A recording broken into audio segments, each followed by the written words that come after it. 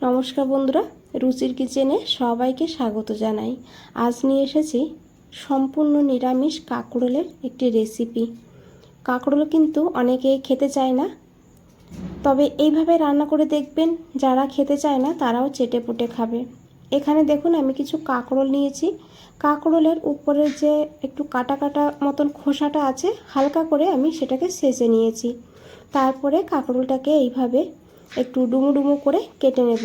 এই রেসিপির জন্য এইভাবে একটু ছোট করে কাঁকরোলটাকে কেটে নেবেন, এতে রান্নাটাও তাড়াতাড়ি হবে, ভেতরে মশলাটা ঢুকবে, খেতে ভালো লাগবে। তো দেখুন বন্ধুরা, এইভাবে কাঁকরোলটাকে কেটে নিতে হবে।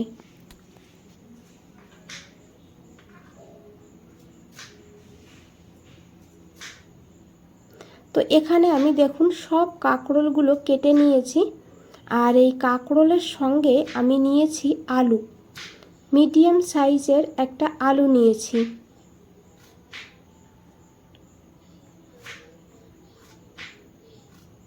আলুটাকেও এইভাবে ডুমো ডুমো করে কেটে নেব। সবজিগুলোকে একইভাবে কেটে নিলে দেখতে ভালো লাগবে আর রান্নাটাও করতে সুবিধা হবে।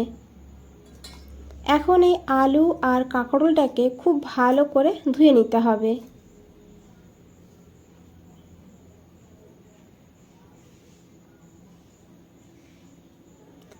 তো দেখুন বন্ধুরা, আমি কিভাবে কেটেছি আরেকবার দেখিয়ে দেব সবজিগুলো। এদিকে দেখুন একটা কড়াই বসিয়ে দিয়েছি 2 চামচ সর্ষের তেল। রান্নাটা আমি সর্ষের তেলে করেছি, তবে সাদা তেলেও করা যাবে। তেলটাকে খুব ভালো করে গরম করে নিতে হবে। তারপরে দিতে হবে এখানে একটু লবণ। লবণটাকে দিয়ে ভালো করে কড়াইয়ের গায়ে লাগিয়ে দিতে হবে এইভাবে। তারপরে এখানে দিয়ে দিতে হবে আলু,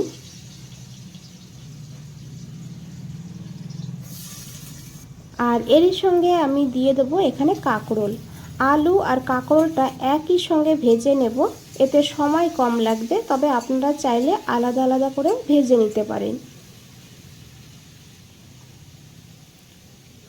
এখন খুব ভালো করে মিশিয়ে নেব। তারপরে এখানে একটু হলুদ দেব, তাহলে দেখতে ভালো লাগবে।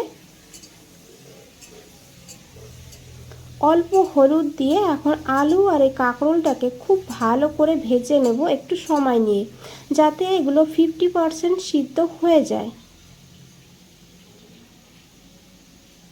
তো বন্ধুরা, কাঁকরোল আলুটা ভাজা হোক, এদিকে দেখুন আমি একটা মশলা বানাবো। তার জন্য একটা মিক্সচার গ্রাইন্ডারের মধ্যে নিয়েছি এখানে 1/2 চামচ গোটা জিরা, আর নিয়েছি এখানে 1 চামচ গোটা ধনিয়া। চামচ যেহেতু ছোট, তাই আমি 1/2 চামচ করে 2 বার দিয়েছি।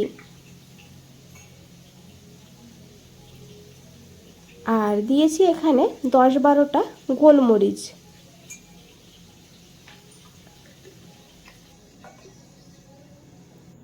আর এরই সঙ্গে দিয়েছি 1/2 চামচ কালো সর্ষে। খুব বেশি দেবেন না, 1/2 চামচই দেবেন। অল্প করে একটু সর্ষে দিলে হালকা একটা ঝাঁজ তৈরি হবে, এতে কিন্তু এর স্বাদটা অনেকটা বেড়ে যাবে। প্রথমেই শুকনো অবস্থায় মশলাগুলোকে গুঁড়ো করে নিয়েছি, তারপরে দিয়েছি এখানে ধনেপাতা ডাঁটা সহ।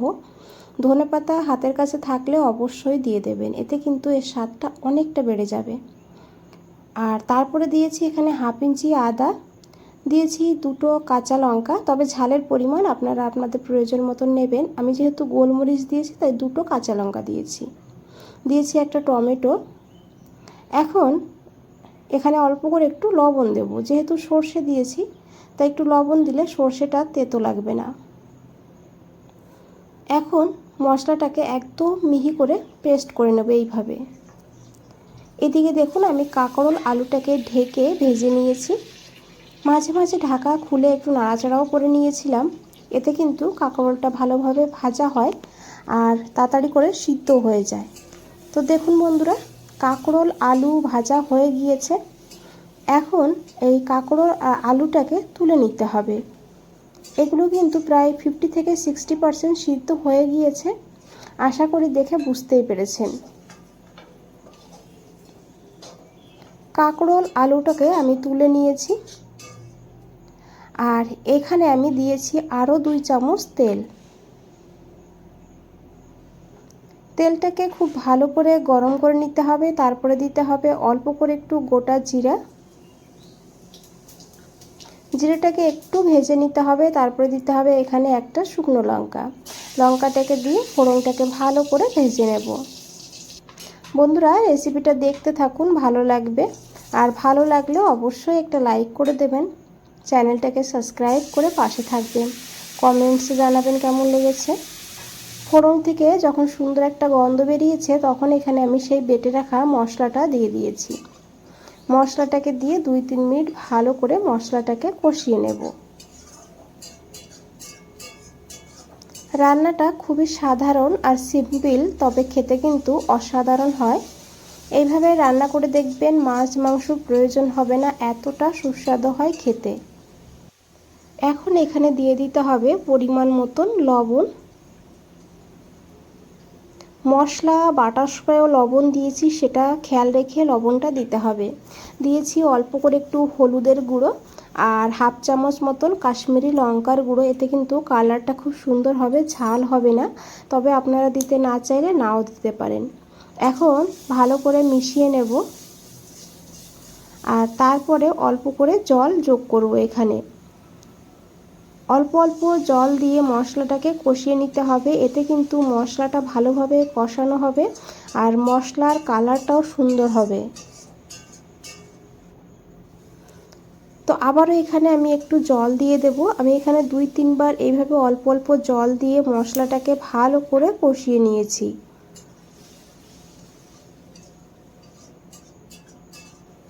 তো দেখুন বন্ধুরা, মশলা থেকে তেল ছেড়ে দিয়েছে। এইভাবে ভালো করে মশলাটাকে একটু সময় নিয়ে কষিয়ে নিতে হবে।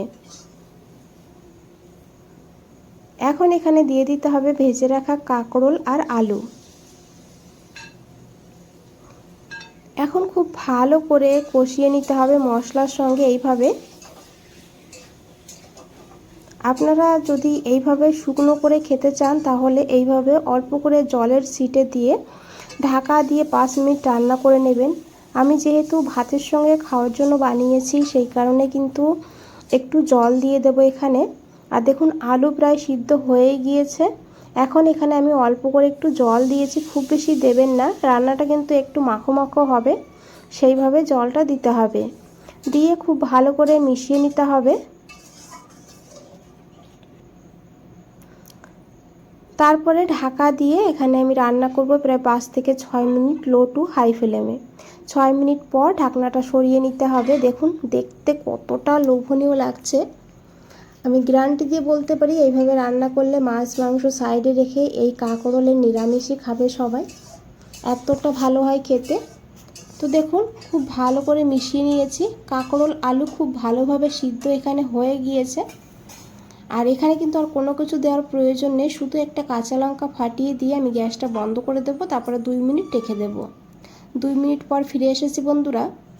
আশা করি দেখে বুঝতেই পেরেছেন কতটা লোভনীয় লাগছে। খেতে কিন্তু দুর্দান্ত হয়, ভাত পাশাপাশি রুটি পরোটার সঙ্গে। একবার হলেও বানিয়ে দেখবেন, তারপরে জানাবেন কেমন লেগেছে। আজ তাহলে এই পর্যন্তই, ফিরে আসছি নতুন কোনো রেসিপি নিয়ে।